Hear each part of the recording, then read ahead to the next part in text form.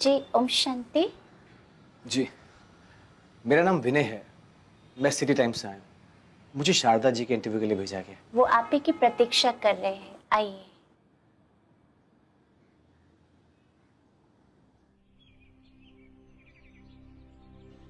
ओम शांति।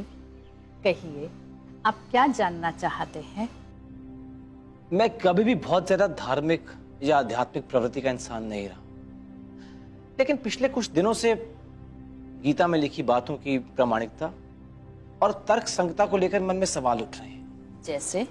जैसे भगवान के द्वारा अर्जुन को युद्ध के लिए प्रेरित करना। और अगर लॉजिक की बात करें तो इतना छोटा स्थान कुरुक्षेत्र, वहां पे करोड़ों की संख्या में सेना का आना, हाथी घोड़े इत्यादि, और एक दूसरे के खून की प्यासी सेना का तब तक शांति से खड़े रहना जब तक गीता का उपदेश पूरा ना हो जाए, कुछ समझ में नहीं आया। आपके ये संशय निरर्थक नहीं है। प्रश्न गीता और श्री कृष्ण की प्रामाणिकता का नहीं है। प्रश्न ये है कि इतनी महान रचना को मनुष्य स्वीकार किस प्रकार से कर रहे हैं। धर्म पुस्तकें और प्रतीक शेष रह गए हैं। धार्मिकता, अध्यात्म और संदेश का मर्म क्षीण होता जा रहा है। आपके अंतर्मन की समस्त परतों का साक्षात्कार कराने वाले पथ प्रदर्शक क्या आपको युद्ध और हिंसा की आग में झोंक सकते हैं? कदापि नहीं। दरअसल ये युद्ध एक प्रतीक है हमारे अंदर के द्वंद्व का, और वो द्वंद्व जन्म लेता है अपने ही कर्मों को सुख, दुख और संभाव से ना करने का। हमारा हर कर्म लाभ हानि के इर्द गिर्द घूमता रहता है और 5 विकारों काम, क्रोध, लोभ, मोह, अहंकार के वशीभूत होकर के उसके दास बन जाते हैं। और जब जब इन विकारों की वृद्धि होती है, हिंसा स्वतः ही जन्म ले लेती है। तो श्री कृष्ण के माध्यम से रचनाकार ने ये सिद्ध करने का प्रयास किया है कि शरीर और इंद्रियों के वश होकर के कर्म ना करके स्वयं को आत्मा समझ अगर हम कर्म करेंगे तो हमारे कर्म श्रेष्ठ होंगे। यदि कर्म एवं शरीर और आत्मा के संबंध में मार्गदर्शन करना गीता का उपदेश है, तो फिर इतना बड़ा महाभारत का युद्ध कराने की क्या आवश्यकता थी? यहाँ पर भी यदि प्रामाणिकता में ना जाकर कुछ बातें प्रतीकों के रूप में समझी जा सकती हैं। सामान्यतः मनुष्य की चेतना का स्तर एक समान नहीं होता। कुछ मनुष्य कहानियों और प्रतीकों से समझते हैं और कुछ अपने विवेक संगत माध्यम से समझते हैं। यदि महाभारत के पात्रों को देखा जाए तो सत्य की ओर लड़ने वाले यानी पांडवों के नाम सकारात्मक थे। कौरवों के नाम जैसे दुर्योधन धन का दुरुपयोग करने वाले, दुशासन शासन का दुरुपयोग करने वाले नकारात्मक नाम है। पुत्र मोह में अंधे धृतराष्ट्र को अंधा दिखाना भी एक प्रतीक है। परंतु विडंबना ये है कि इतनी सार्थक कहानी में हमने सदा पात्रों पर ध्यान दिया है, परंतु उनके आचरण से मिलने वाली सीख पर नहीं। लेकिन कुछ पात्र तो अच्छे भी थे, जैसे कि भीष्म पितामह, गुरु द्रोणाचार्य इत्यादि। तो क्या उनको भी असत्य की तरफ दिखाना कोई प्रयोजन हो सकता है? यही बात गीता का सबसे बड़ा निचोड़ है। सत्य के साथ चलने वाले का अभिप्राय विकारों पर संपूर्ण विजय प्राप्त करना है। गीता में सत्य के साथ चलने वाले का यही सच्चा अभिप्राय है। इंद्रियों और विकारों पर विजय प्राप्त करना, यही मनुष्य के जीवन का सबसे बड़ा महाभारत विकार रहित जीवन है। जैसे ही आप इस सत्य मार्ग पर चलते हैं तो आपके साथ चलने वाले कभी आपको कर्तव्यों की दुहाई देकर और कभी संबंधों की दुहाई देकर के खींचेंगे। इसलिए गीता में भी अपने प्रति प्रेम रखने वालों को असत्य की तरफ रखा गया है।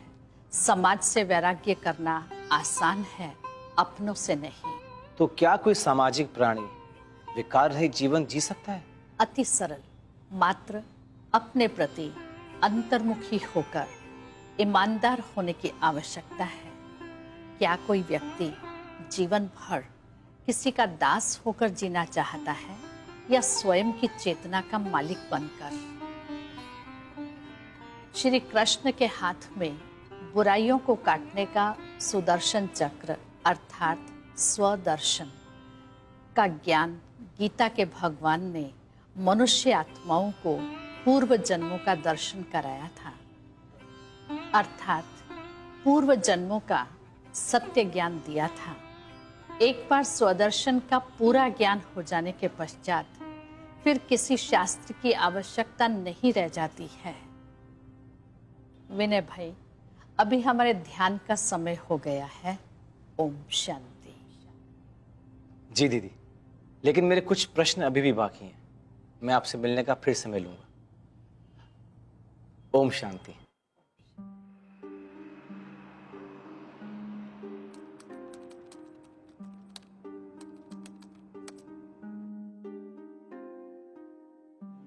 यदि महाभारत के पात्रों को देखा जाए तो सत्य की ओर लड़ने वाले यानी पांडवों के नाम सकारात्मक थे कि इतनी सार्थक कहानी में हमने सदा पात्रों पर ध्यान दिया है, परंतु उनके आचरण से मिलने वाली सीख पर नहीं।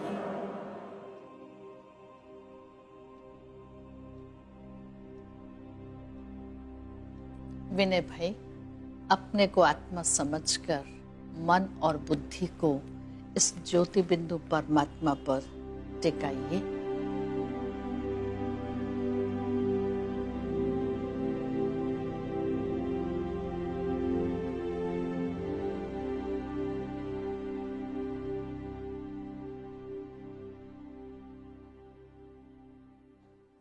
वाओ फैंटास्टिक विनय। अरे बाबा जी, हमारी जॉब छोड़कर मत चले जाना भाई, हैं? सुबह से ढेरों कॉल्स आ रहे हैं। This is pure insight Vinay and very important myth breaking article. Thank you sir. Sir, अगर आप उस दिन मुझे शारदा दीदी का इंटरव्यू लेने नहीं भेजते तो ये सब नहीं होता। But sir, this should not stop here. बिल्कुल, मैं भी यही चाहता हूं। दिस इज विजडम, और भाई ये विजडम हमारा जो पेपर पढ़ते हैं सिर्फ उन्हीं तक नहीं पहुंचनी चाहिए, बल्कि हम जर्नलिस्ट का फर्ज है कि अपनी आवाज को आम जनता तक पहुंचाएं। सर, मैं क्या सोच रहा था, क्यों ना शारदा दीदी का एक डिस्कोर्स जेल में कराया जाए, क्योंकि गीता के सच्चे ज्ञान की जरूरत उन लोगों को है जो जिंदगी को एक लड़ाई की तरह देखकर दिन रात बदले की आग में जलते रहते। बिल्कुल ठीक कह रहे हो तुम। इससे कैदियों में हृदय परिवर्तन भी होगा, और भाई अपने पेपर के लिए भी it's a good cover story. Go ahead, I am ready for this. Thank you so much sir, I will see you. आजकल इंटरनेट का जमाना है, तो गैंग में पढ़े लिखे लड़के भर्ती करो जिन्हें मोबाइल चलाना आता हो, कंप्यूटर चलाना आता हो, समझे? और ये जो पढ़े लिखे छोकरे हैं ना, ये बॉम्ब भी अच्छे बना लेते हैं। अरे ओ महापुरुषों, ज्ञान की बात यही खत्म करो, जरा बाहर आओ, इंसानियत की बातें सुन लो। अरे हमें कोई क्या ज्ञान सिखाएगा? ज्ञान हम सिखाएंगे। चल हवलदार, लेकर चले इन सबको। ओम शांति। आप सभी को देख करके मन में ये भाव उत्पन्न हो रहे हैं कि कर्म इंसान को कहां से कहां ले जाते हैं। श्रेष्ठ कर्म इंसान को देवतुल्य बना देते हैं और हिंसक वृत्ति वाले कर्म उसको अपराधी बना देते हैं। नहीं, वो ठीक है, लेकिन दुनिया की अदालत जब आपको इंसाफ नहीं दे सकती तो फिर आपको लड़कर ही हासिल करना होगा ना। अच्छा बताइए, आपकी पांडव कौन सी अदालत में गए थे? श्री कृष्ण ने मार्गदर्शन किया और टूट पड़े कौरवों पर, मिटा दिया बुराई को। इसमें गलत क्या है? लेकिन कहां मिट पाई बुराइयां? बुरों को मारने से बुराइयां नहीं मिटती, पापी को मारने से पाप खत्म नहीं होते। अगर महाभारत युद्ध में दुनिया की सारी बुराइयां मिट गई होती तो आज जेल में क्यों होते? तो फिर रास्ता क्या फिर? उसके लिए विकार रहित जीवन और सात्विकता, और उसमें भी विशेष रूप से हिंसा पर विशेष ध्यान दीजिए। वैचारिक और वैश्विक हिंसा कभी भी नहीं करें, उससे सदा दूर रहें। कैसे दूर रहे दीदी? जब क्रोध वाली बात होगी तो क्रोध तो आएगा ही ना, और जब क्रोध आएगा तो फिर हिंसा भी होगी। गीता के दूसरे अध्याय में क्रोध को बुद्धिनाश का कारण बताया हुआ है। क्रोध पल भर में ही मनुष्य के विवेक को हर लेता है। वास्तव में ये युद्ध मन के भीतर ही लड़ा जाता है। एक तरफ चेतना और दूसरी तरफ 5 विकारों रूपी कौरवों का युद्ध। शरीर नश्वर है, लेकिन आत्मा के साथ हमारे संचित कर्म जाते हैं और आत्मा जाकर के दूसरा शरीर धारण कर लेती है, तो वो बुराइयां उसके साथ ही जाती हैं। हम सोचते हैं हमने बुरे इंसान को मार दिया, लेकिन बुराइयां तो उसके साथ ही जा रही हैं और ये चक्र चलता ही रहता है, उसका अंत नहीं है। गीता के 16वें अध्याय में अहिंसा को सर्वश्रेष्ठ गुण बताया गया है। अहिंसा को सर्वश्रेष्ठ बताने वाले ईश्वर क्या हिंसा की ओर प्रेरित कर सकते हैं? नहीं। गीता के भगवान का अवतार ही इस सृष्टि से सत्य, धर्म और अहिंसा की स्थापना करना रहा है। दरअसल अपने आप को भीड़ का एक हिस्सा समझने में सरलता महसूस करते हैं और अपने तर्क को सही सिद्ध करने के लिए अगर उसे देवताओं का भी सहारा लेना पड़े तो उसका सहारा ले लेते हैं। परंतु जरा सोचिए, जिस मार्ग को हम सरल समझते हैं वास्तव में वो कठिन है। जरा विचार कीजिए कि जिस रास्ते पर हम चल रहे हैं, क्या आपने समझा था कि उसकी मंजिल ये जेल होगी?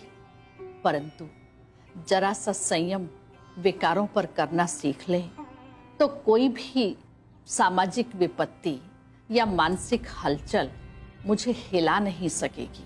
लेकिन अगर हम अपने पर हुए अत्याचार का बदला न ले पाए तो क्या इज्जत रह जाएगी समाज में? हमारे बच्चे हमें कायर कहकर नहीं पुकारेंगे हैं? भरी सभा में द्रौपदी की लाज उछाली जा रही थी। अगर पांडवों ने उसका बदला लिया तो क्या गलत किया?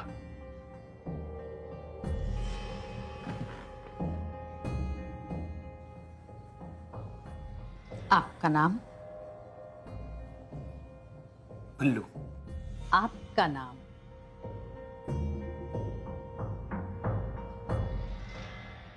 बलवीर सिंह। ओम शांति। आपके जेल में आने के बाद कौन सा आपके परिवार को सम्मान मिल रहा है? और रही बात बदले की भावना की, जिनको आपने मारा वो भी उस बदले की भावना में आगे बढ़ रहे हैं और अगली पीढ़ी यही सोचकर बड़ी होगी कि हमारे पिता ने हमको मरने के लिए यहाँ छोड़ दिया है और स्वयं पुलिस की शरण में है। और जहाँ तक द्रौपदी का प्रश्न है, श्री कृष्ण उनकी लाज बचा सकते थे तो चीरहरण ही क्यों होने दिया?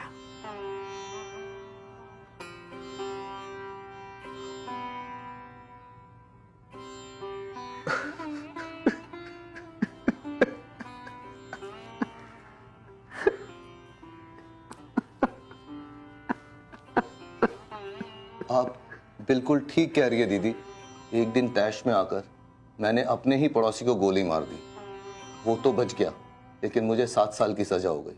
मेरे बच्चे और मेरी छोटी बहन मुझसे बहुत दूर हो गई।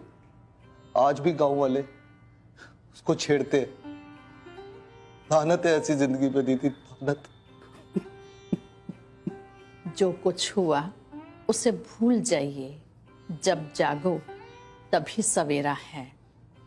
आज से ही अपने अंदर दृढ़ संकल्प कर लीजिए कि बदला, हिंसा और अहम को हम सदा के लिए छोड़ देंगे। अपने अंदर ध्यान में जाकर के स्वयं से पूछिए, क्या इसीलिए हम इस धरती पर आए थे? पहचानिए अपने असली उद्देश्य को। याद रखिए, ईश्वर कभी भी किसको मारने की शिक्षा नहीं देते हैं।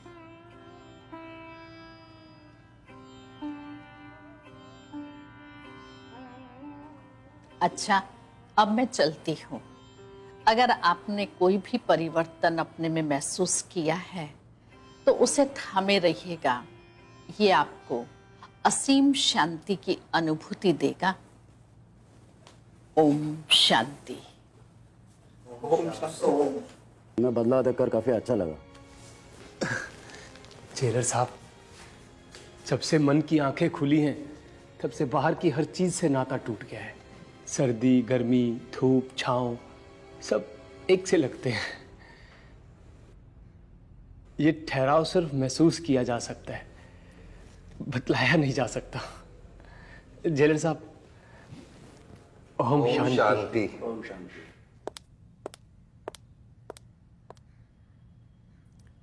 भाई वाह, जो बात एक छोटे से आर्टिकल से शुरू हुई थी, इतना बड़ा रेवोल्यूशन बन गई है।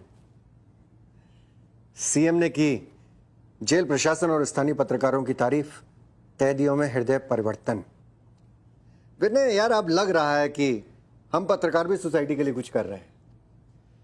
सर, ये तारीफ वारीफ तो होती रहेगी, लेकिन मैं चाहता था कि कल आप भी दीदी से मिलने चलें। हाँ, बात तो तुम बिल्कुल ठीक कह रहे हो।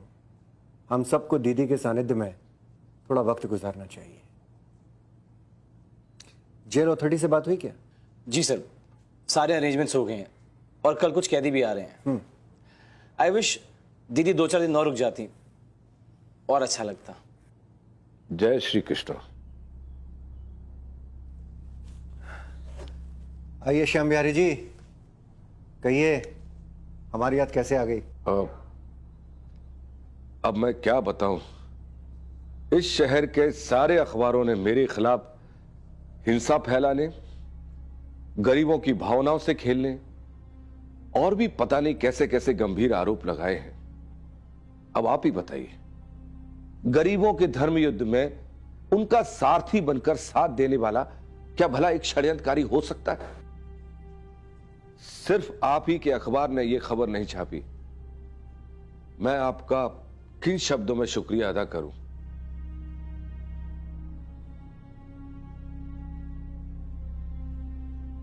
जो कुछ हुआ उसे भूल जाइए बिहारी जी, और भगवान को उनके हल पर छोड़ दीजिए। भगवान इन सब किस्से कहानियों से कई गुना ऊपर रहने वाली सत्ता है। और हाँ, अगर आप अपनी गीता के भगवान को जानना चाहते हैं तो बड़े शौक से कल हमारे साथ चलिए। कहां?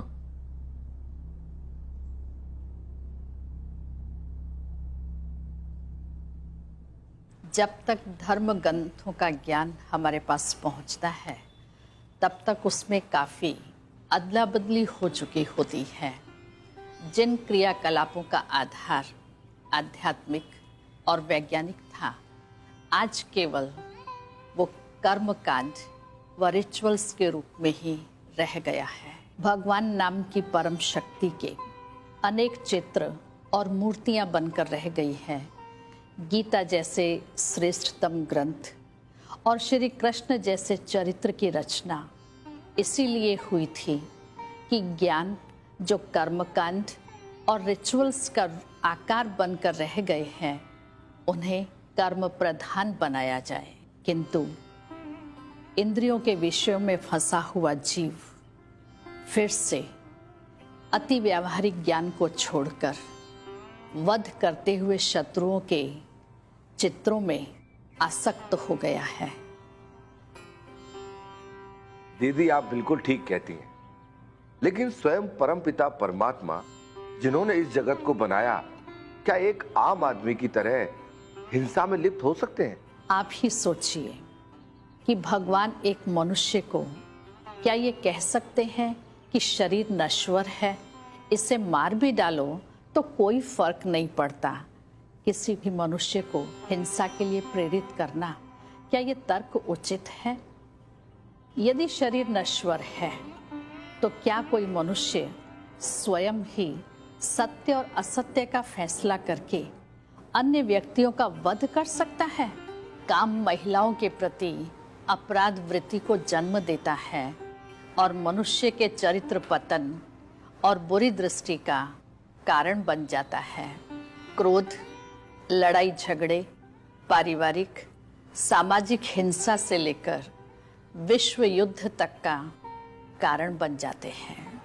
लोभ भ्रष्टाचार को जन्म देता है। ये न केवल मनुष्य लेकिन प्रकृति का भी शोषण करता है। मोह से भाई भतीजावाद, अन्याय और सामाजिक अस्थिरता पैदा होती है। अहंकार है ही पाप का मूल कारण। जीवन रूपी रणभूमि पर इन 5 विकारों रूपी शत्रुओं पर विजय प्राप्त करना ही गीता का मूल उद्देश्य है। दीदी, कृपया करके ये बताएं कि हम परमात्मा को किस स्वरूप में याद करें? ईश्वर को लेकर हमारे धर्म में अनेक प्रकार की भ्रांतियां हैं। कृपया इस पर प्रकाश डालें।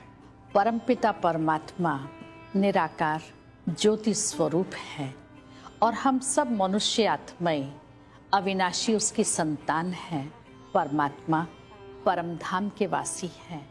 परमात्मा सूर्य, चांद और तारों से भी पार के रहने वाले हैं। परमपिता परमात्मा सर्वशक्तिवान पर अपने मन और बुद्धि को एकाग्र करने से उनसे हमें सर्व शक्तियाँ प्राप्त होती हैं।